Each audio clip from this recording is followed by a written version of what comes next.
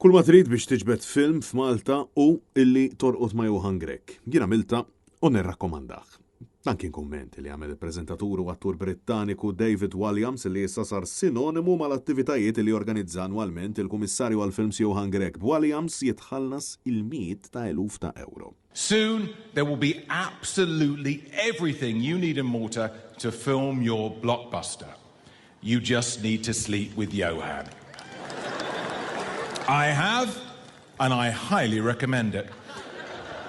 Il-komment ta' David Walliams ma niżel tajjeb xejn mal-poplu Malti wawċu bosta kienu dawk il qalu li ma fija xejn xi ċabċab u tiddiħa b'sitwazzjoni relattivament suspettuża mmenz kif saħansitra l-Awditur Ġenerali kien staqsa fejn qed imorru l-flejes kollha li qed jintefqu mill-Kummissjoni. Ta' illi Grek innifsu ma kienx kapaċi jispjega bi preċiż il-miljuni ta' euro li jonfoq kull sena u fejn qed jonfoqhom bi preċiż kollha kemm huma. Brabta ma dan il-kumment Net News staqsal il-Ministru responsabbli mill-films, Owen Bonnici, li deskriva tali kumment bħala battuta tajba u spirituża. Naturalment David Walliams huwa persuna illi ħallas sostanzjalment kull sena. Parti mill-sabiħ ta' David Walliams huwa illi jgħaddi dak li jgħidu l-British humor, British wit u naturalment dak il-kumment li jittieħed f'dak is-sens. Ma taħsibx li dawn il-kummenti però battuta tajba ħafna. Kummenti li jaslu anke internazzjonalment jagħmlu isem ħażin il-pajjiżna.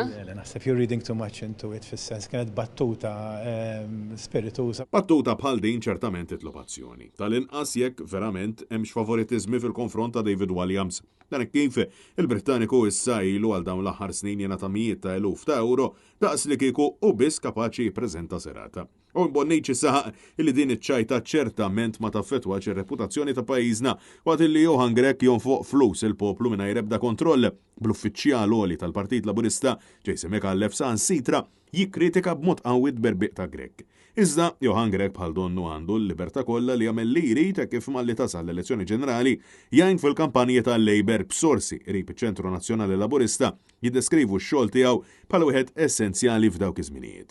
Madankollu jidher illi l-attitudni tiegħu ma hija toġob xejn lill-faxxa ta' Joseph Muscat illi McAuliffe jappartieni għaliha tant illi attakka n-nefqa ta' Grek u lill-Ministru Bonnici. Il-faxxa ta' Muscat mhux l-ewwel darba li attakkat lil Bonnici fl-aħħar xhur fost l-oħrajn permezz tal-eks uffiċjal f'Kastilja issa self-made blogger Neville Gaffa wara illi dan allega b'mod ċarutont illi Marka Milleri jaf xi ħaġa taħraq fuq Bonnici tant illi l-Ministru spiċċa taħ kuntratt biex ma jikxfux. Mistoqsi jekk il-blogger Laburista u x'jikdeb Bonnici ma kienx kapaċi jnadda f'ismu jgħid illi dan qiegħed effettivament jikdeb.